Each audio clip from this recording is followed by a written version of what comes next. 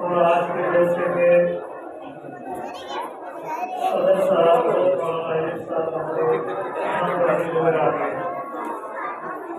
سامنے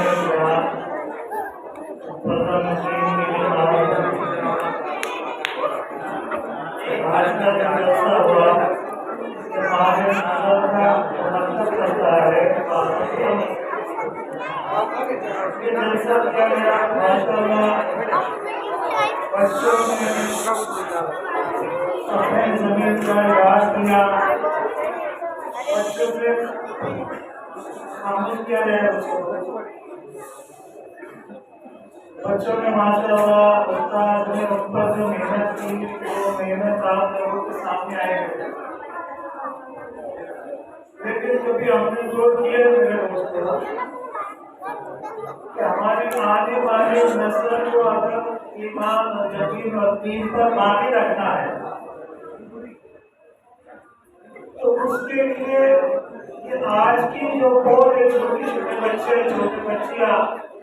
ان کو دین کی تعلیم سے آراستہ کرنا بہت ضروری ہے اگر ہم نے ان کو دین کی تعلیم سے آراستہ نہیں کیا ان کو اسلام کی تعلیم میں بھی اسلام کے احکام پڑھائے اور عقائد کی تعلیم نہیں دی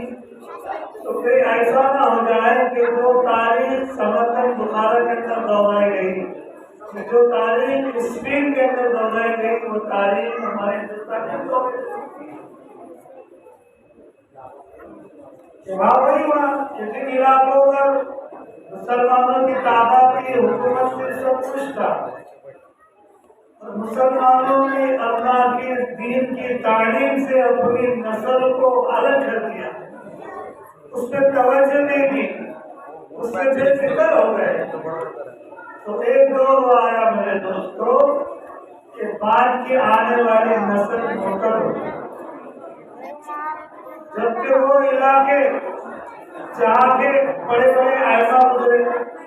امام بخاری جیسا شخص اس نے بخاری کتاب لکھی امام ترمذی جیسا شخص امام نسائی جیسا شخص اتنے بڑے بڑے اللہ والے علماء کرام وہاں سے گزرے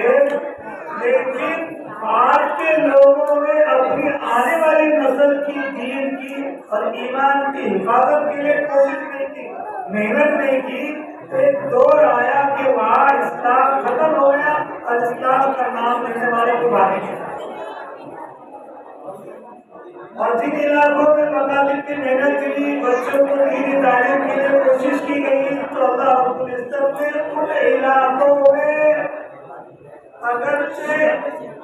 مسلمانوں کی تعداد کم رہی لیکن انہوں نے اپنے بچوں کی تعلیم اور تربیت کی فکر کی تو اللہ رب العزت نے تعداد کے کم ہونے کے باوجود اور غیر اسلامی حکومت ہونے کے باوجود صرف ان کی نہیں بلکہ ان کے آنے والے نسل کی بھی دین اور ایمان کی حفاظت اور ہمارے سامنے کہ ہمارا ملک ہندوستان جس کی تاریخ ہے وہ اسی ملک ہندوستان میں 250 سال انگریزوں کی حکومت کی لیکن ان 250 سال میں اسلام کو ہندوستان سے مٹا نہیں سکتا اور اسلام ہندوستان سے ختم نہیں کر سکتا اس کی کیا وجہ اس کی وجہ صرف یہ مکاتب اور مدارس کی محنت اور علماء کرام کی محنت ہے ہندوستان آزاد ہوا حضرت مولانا قاسم نانوتوی رحمۃ اللہ علیہ نے علماء کرام کو جمع کر کے فرمایا کہ انگریز یہ چاہتا ہے کہ ہندوستان سے صرف مسلمان ہی نہیں بلکہ ہندوستان کے اسلام کو ختم کرنا تو میری یہ خواہش ہے کہ جو حال سمندر بخارا ان علاقوں کے اندر ہوا تو حال ہمارے ہندوستان کا نہ ہو اس لیے میں آپ سے کہتا ہوں کہ ہر علاقے میں ہر مسجد میں ہر دیہات میں جگہ جگہ مقاصد کا نظام قائم کیا جائے اور اپنے بچوں کو قرآن کی تعلیم سکھائی جائے اسلامی عقائد بتائے جائے اگر ہم اس دور کے اندر مکاتب کے نظام کو قائم کریں گے تو انشاءاللہ ہندوستان سے اسلام ختم نہیں ہوگا اور ہندوستان میں مسلمان بھی بڑھتے ہیں اور اللہ رب العزت کی محنت ملی۔ سب سے پہلا ادارہ دارالعلوم دیوبند قائم ہوا اور دارالعلوم دیوبند کے بعد پھر اس ادارے کے ماتحت کئی مکاتب چلائے گئے اور یہ مکاتب ہی کی محنت تھی اور انہی مکاتب کی وجہ سے میں آپ کو ایک بات بتانے چلوں کہ حضرت مولانا الیاس رحمۃ اللہ علیہ جو دعوت و تبلیغ کے بانی ہیں، میں نے پڑھا ان کے مطابق کہ حضرت مولانا الیاس رحمۃ اللہ علیہ کی جب دعوت کے کام کو لے کر جب آپ سب سے پہلے میوات کے علاقے میں پہنچے اور یہ میوات کا علاقہ دین سے دور ہو رہا تھا، لوگ مرتد ہو رہے تھے اس علاقے کے اندر، تو مولانا الیاس رحمۃ اللہ علیہ نے میوات کے علاقے میں پہنچے اور میوات کے علاقے میں جانے کے بعد خود مولانا فرماتے ہیں کہ میں نے سب سے پہلے اس میوات کے علاقے کے لوگوں کو اس پر آمادہ کیا، تو اس بات پر عمل نہیں کیا کہ میوات والوں سب سے پہلے تم اپنے علاقوں میں لوگوں کو روپیہ دے کر رقم دے کر وقت لیا اور وقت لینے کے بعد ان کو مسجد میں بٹھا کر دی کی جائے اور جگہ جگہ مکاتب کے نظام کو قائم کیا۔ ابو مولانا فرماتے ہیں کہ میں نے 100 مکاتب کے نظام کو چلایا اور خود مولانا الیاس رحمۃ اللہ علیہ کے والد مولانا اسماعیل رحمۃ اللہ علیہ مولانا الیاس سے پہلے تقریباً اس علاقے کے اندر کئی مکاتب چلاتے ہیں۔ تو بتانے کا مقصد یہ ہے دوستو، یہ مکاتب کی محنت کو ہم حقیر نہ سمجھیں، یہ مکاتب کی محنت ہی کی برکت ہے کہ ہمارے چھوٹے چھوٹے بچوں نے الحمدللہ دعائیں سکھائے، کلمہ سکھایا، ایمان مفصل بتایا، ایمان مجمل بتایا۔ جب یہ چیزیں ان کے اندر ہوگی تو انشاءاللہ یہ بچے اسلام پر ڈٹے رہیں گے اور اسلام پر جو قائم رہیں گے وہ اللہ کا تعارف اور رسول اللہ صلی اللہ علیہ وسلم کو پہچانے گے۔ لیکن ایک بات ہے میرے دوستوں کہ صرف تعلیم کے ذریعے سے بیداری تو پیدا ہو سکتی ہے، لیکن تعلیم کے ساتھ ساتھ تربیت ہو سکتی ہے اور تعلیم و تربیت کی آپس میں اس کا جوڑ ایسا ہے جیسے کھانے میں سالن اور روٹی کا، صرف سالن کھانے سے آدمی پیٹ نہیں بھر سکتا، یا صرف روٹی کھانے سے اس کو جو ہے پیٹ نہیں بھر سکتا، مزہ نہیں آئے گا۔ تو تعلیم بھی ہوگا اور تعلیم کے ساتھ تربیت بھی ہوگا۔ جب تعلیم اور تربیت دونوں چیزیں بچے کے اندر ہوگی، دونوں چیزیں سکھائی جائیں گی تو پھر یہ آنے والی نسل دین پر باقی رہے گی۔ صرف تعلیم بھی ہے اور تربیت سے پورے ہیں تو تعلیم تو حاصل ہو جائیں گے، لیکن تعلیم سے حاصل ہونے کے بعد تربیت اگر نہیں ہوئی تو پھر تعلیم بھی انسان کو برا کرے گی، تعلیم انسان کو کیا کرے گی؟ برا کر دے گی۔ اس لیے تعلیم کے ساتھ تربیت ضروری ہے اور تعلیم کے ساتھ تربیت ہی کی اسلام نے تعلیم کی ہے۔ کوئی میرے آپ کے آقا حضرت محمد مصطفیٰ صلی اللہ علیہ وسلم کی سیرت ادا کر دیکھو کہ اللہ کے رسول صلی اللہ علیہ وسلم کا وہ بولا بیٹا کہ اللہ کے رسول صلی اللہ علیہ وسلم کا وہ بیٹا جو آپ صلی اللہ علیہ وسلم کی بیوی غالب حضرت سلمہ رضی اللہ تعالیٰ عنہ حضور سے نکاح ہوا تو ان کے ساتھ ایک بیٹا اللہ کے رسول صلی اللہ علیہ وسلم کے ساتھ آیا تھا، حضرت ام سلمہ کا جا، تو وہ چھوٹے تھے تو اللہ کے رسول صلی اللہ علیہ وسلم کے ساتھ کھانے کے لیے بیٹھتے تھے۔ اللہ کے رسول صلی اللہ علیہ وسلم نے دیکھا کہ وہ پلیٹ کے اندر کبھی ادھر سے کھا رہے، کبھی ادھر سے کھا رہے، کبھی ادھر سے کھا رہے، لیکن اپنے سامنے سے کھانے کے بجائے مختلف جگہ سے کھا رہے ہیں۔ اللہ کے رسول صلی اللہ علیہ وسلم نے اسے فرمایا کہ حارث، کھانے کا عادت یہ ہے کہ اپنے سامنے سے کھاؤ، کھانے کا عادت یہ ہے کہ اپنے سامنے سے کھاؤ، سیدھے ہاتھ سے کھاؤ، بسم اللہ بول کر کھاؤ۔ یہ اللہ کے رسول تعلیم دے رہے اس بچے کو، اور خود حضرت عبداللہ بن مسعود رضی اللہ تعالیٰ عنہ فرماتے ہیں کہ اللہ کے رسول صلی اللہ علیہ وسلم کے ساتھ 2 سال ہو کر اللہ کے رسول نے مجھ کو جو ہے اتحیہ سکھایا۔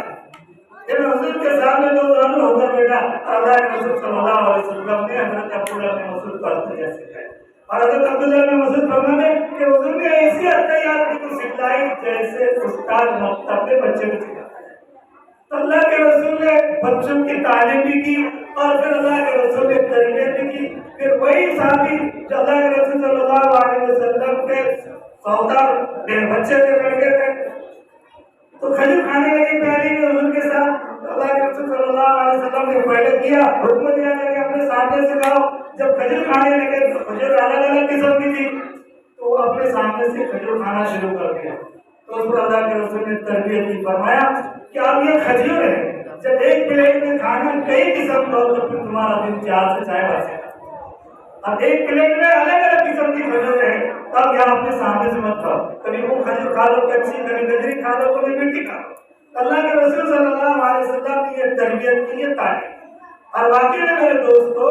کہ اللہ کے رسول صلی اللہ علیہ وسلم نے جیسے صحابہ کی تربیت کی تھی، اللہ رب العزت نے صحابہ کرام سے دین کا کام لیا، اور پھر صحابہ کرام نے بھی اپنے بچوں کی تربیت کی، تو جو صحابہ کرام کے بچے ان کے لیے ان کے آنکھوں میں ٹھنڈک بنے، اور پھر دنیا میں اسلام کو زندہ کرنے کے لیے ذریعہ بنے۔ تو آج الحمدللہ استاد نے تو محنت کر لی،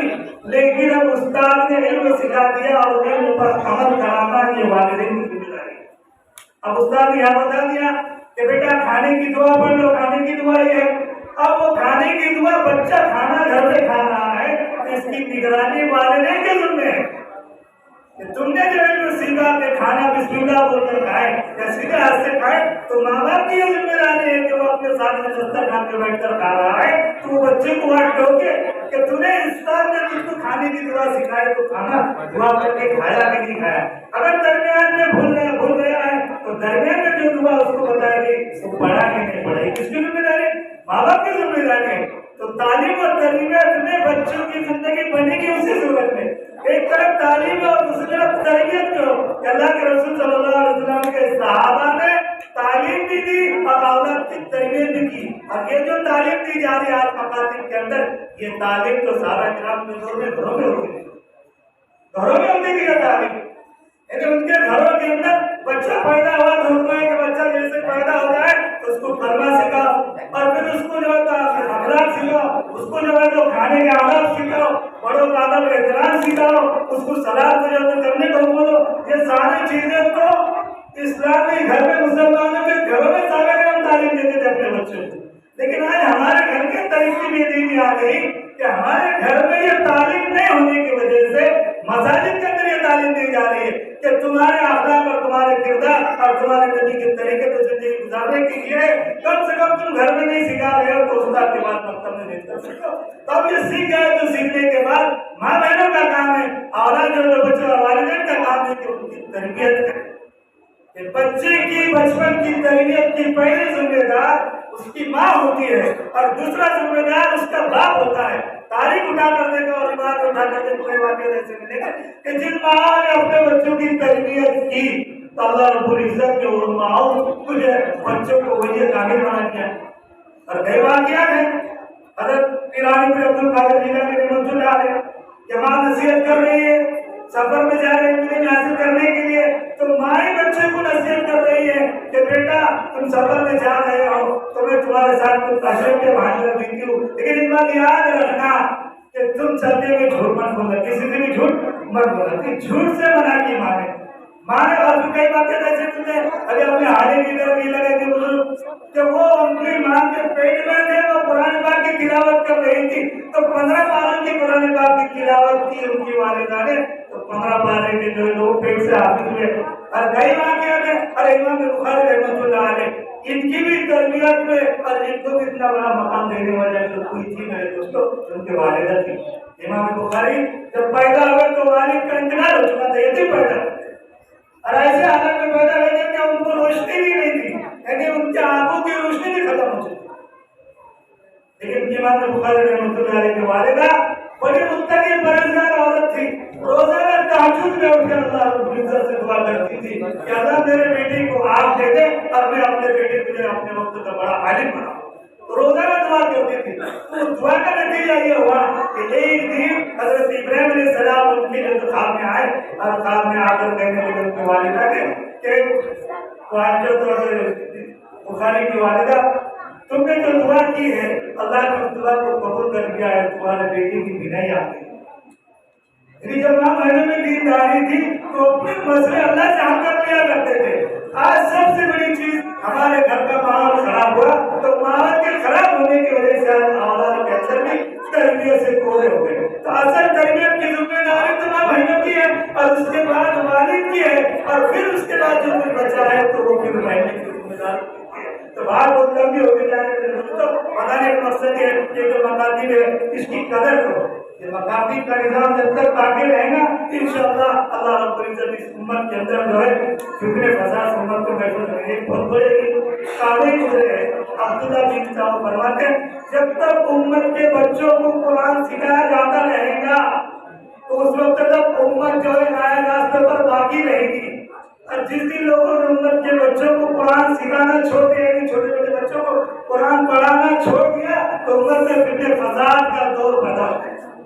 اگر چاہتے ہیں کہ ہمارے اندر فتنہ فساد نہ پیدا ہو تو ہمارے ننھے بچوں کو قرآن کی تعلیم چاہیے اللہ کے رسول صلی اللہ علیہ وسلم نے فرمایا خیرکم من تعلم القرآن وعلمہ تم میں سب سے بہترین شخص وہ ہے جو قرآن کو سیکھے اور سکھائے اور ماں باپ کی ذمہ داری اولاد کو صحیح معنی میں تربیت دینا کیونکہ اللہ رب العزت نے قرآن میں کہا فرمایا یا ایھا الذین آمنوا قوا انفسکم وأهلیکم النار کہ ایمان والو اپنے آپ کو بھی اور اپنے گھر والوں کو بھی جہنم کے آگ سے بچاؤ یعنی خود بھی بچو اور اپنے اولاد کو بھی اور اپنے گھر والوں کو جہنم سے بچاؤ آج آدمی ظاہری اعتبار سے اپنا بڑا دیندار نظر آ رہا وہ خود تو نماز پڑھ رہا ہے لیکن اس کے گھر کی حالت ہے اس کی بیوی گھر میں نماز پڑھتی ہے نہیں پڑھتی وہ خود تو روزے رکھ رہا ہے اس کی بیوی رکھتی ہے نہیں رکھتی ہے وہ خود قرآن کی تلاوت کر رہا ہے اس کے بچے قرآن کی تلاوت کر رہے ہیں نہیں کرے یہ اپنے گھر والوں کی فکر لینا پڑے گی اگر ہم نے اپنے گھر والوں کی فکر نہیں لی میرے دوستوں تو حدیث میں آتا ہے کہ یہ اولاد جو ہے یہ ہمارے لیے اللہ کی طرف سے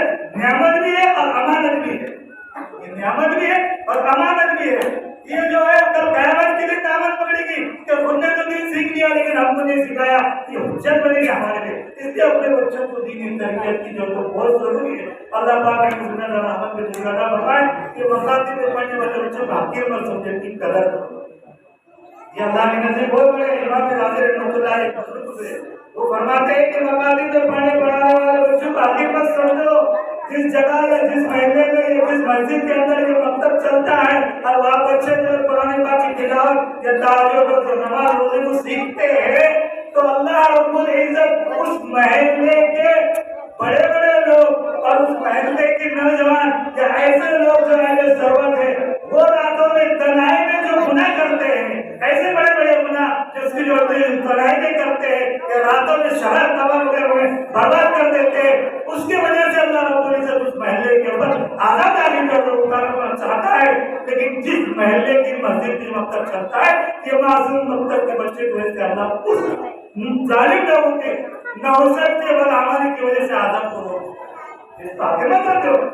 کہ ہمارے مسئلے کے اندر جو گناہگار لوگ ہیں ان گناہ کی پکڑ اللہ کی طرف سے آداب آ سکتا ہے لیکن یہ مسجد میں مطلب چلنے کی وجہ سے یہ معصوم بچے کے عمل کی وجہ سے اللہ رب العزت ان گناہگاروں کے اوپر بھی اس وقت دنیا کے آداب دے رہا ہے تو پتا چلا کہ مطلب کے ذریعے اللہ رب العزت آداب اور مصیبت کو نکال دیتے ہیں تو بڑے قابل مبارکباد کے نوجوان جنہوں نے فکر کیا باغل کے نوجوانوں نے فکر کیا الحمدللہ تو 2 سال سے مکتب چل رہا ہے اور الحمدللہ ترقی بھی ہو رہی ہے اب دعا کرتے ہیں کہ اللہ پاک اس کا عہدہ میں ترقی عطا فرمائے اس کے علاوہ ہم لوگ 120 مکاتب چلا رہے ہیں جامعہ اعجاز القرآن کے ماتحت 120 مکاتب پورے احمد نگر ضلع میں چل رہے حضرت مولانا عاشق صاحب ندوی کی سرپرستی میں اور ہم لوگ نگراں ہیں ہم چلا رہے ہمارا خرچہ میرے دوستوں 1 مہینے کا تقریباً 2,55,000 روپے یہ مکاتب کا خرچہ کہاں سے آ رہا ہے دوستوں ایسے یہاں جہاں مسجد میں امام پوری تنخواہ نہیں دی جا سکتی 4,000 5,000 دیتے ہیں تو 4-5 ہزار روپئے میں امام کو گزارا نہیں ہوگا تو ہم نے جو ڈبوں کا نظام چلایا اور وہ صاحب سبق لوگ ہیں وہ ہر مہینے 1,000-2,000 ایسے دیتے ہیں اور اس جگہ پر وہ امام رکھا جا رہا جس بستی میں یہ مکتب چلا کم سے کم اتنا تو فائدہ ہو اس مکتب سے کہ وہ مسجد آباد ہو رہی ہے اور اس بستی کے 10-15 گھر کے بچوں کو قرآن کی تعلیم دی جا رہی ہے اور ہمارا اس میں 10 کے لگ رہا ہے تو بچے قرآن پڑھ کر عقائد پر باقی رہیں گے تو انشاءاللہ وہ عقائد پر باقی رہیں گے تو اس پر بات کرنے والے کو اللہ رب العزت اجر عطا فرمائے ایسے بہت سارے مقاصد چڑھے اور تقاضے بھی آ رہے میرے دوستوں اس کی بھی فکر کریں کہ ہم جو ہے اللہ نے مال دیا ہے تو ہم فالتو چیزوں میں کتنا خرچہ کر رہے ہیں ایک مکتب کو ایک دیہاتی مکتب کا امام کا خرچہ سال کو 24,000 روپے ہے کسی جگہ 18,000 روپے ہے کسی جگہ 12,000 روپے ہے تو ہم اپنی حیثیت سے ایک مکتب کی کفالت کریں جیسے ایک بچے کی کفالت کرتے ہیں حافظ بنانے کی تو ایسے ایک گاؤں کی کفالت کریں امام کی کہ وہ امام اس گاؤں میں محنت کر کے بچے کو قرآن سکھائے گا اور جو تنخواہ پڑی وہ میں دوں گا انشاءاللہ تو وہ ایمان ہم محنت کر کے بچوں کے ایمان عمل کی فکر کرنا، اس کی برکت سے اللہ کا ہمارا بھی بیڑا پار کرے. اس کی بھی جو ہے ساتھی کوشش کریں، اور انشاءاللہ اسی سلسلے میں جو ہے مقاصد کا یہ جو رکھا گیا ہے 19 تاریخ کو اتوار کے دن صبح 11 بجے سے تو شہر تک کے مقاصد کو جوڑے، اس میں تمام ماننے کرام آئیں گے مقاصد کے. تو آپ لوگوں سے بھی گزارش ہے کہ آپ اس پروگرام میں بھی پہنچے کہ انشاءاللہ آپ کے سامنے دیہات کی کارڈ گزاری کی آئیں گی. اللہ تعالیٰ جو کچھ کام ہے اس سے میرا فرمائے. دعوت دے جزاک اللہ خیر جزا. اس کے بعد میں صدر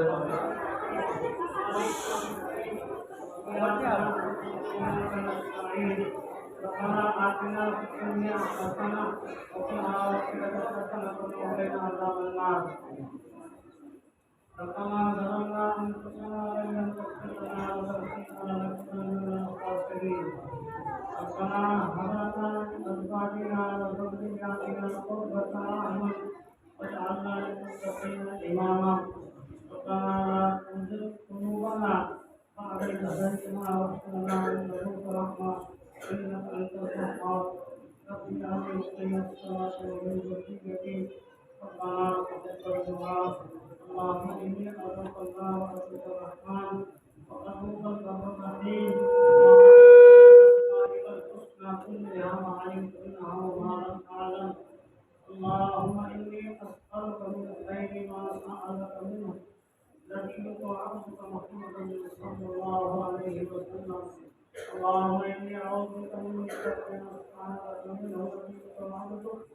محمد صلى الله عليه وسلم. اللهم احفظنا من كل بلاء الدنيا وعذاب القبر وعذاب الآخرة ومن فتنة الدجال. اللهم إني أسألك رضاك والجنة وإني أعوذ بك من سخطك وغضبك والنار. اللهم آتني ربنا وأوتي عبادك الصالحين. ربنا تقبل منا إنك أنت السميع العليم وتب علينا إنك أنت التواب الرحيم. صلى الله تعالى على خير خلقه محمد وآله وأصحابه أجمعين برحمتك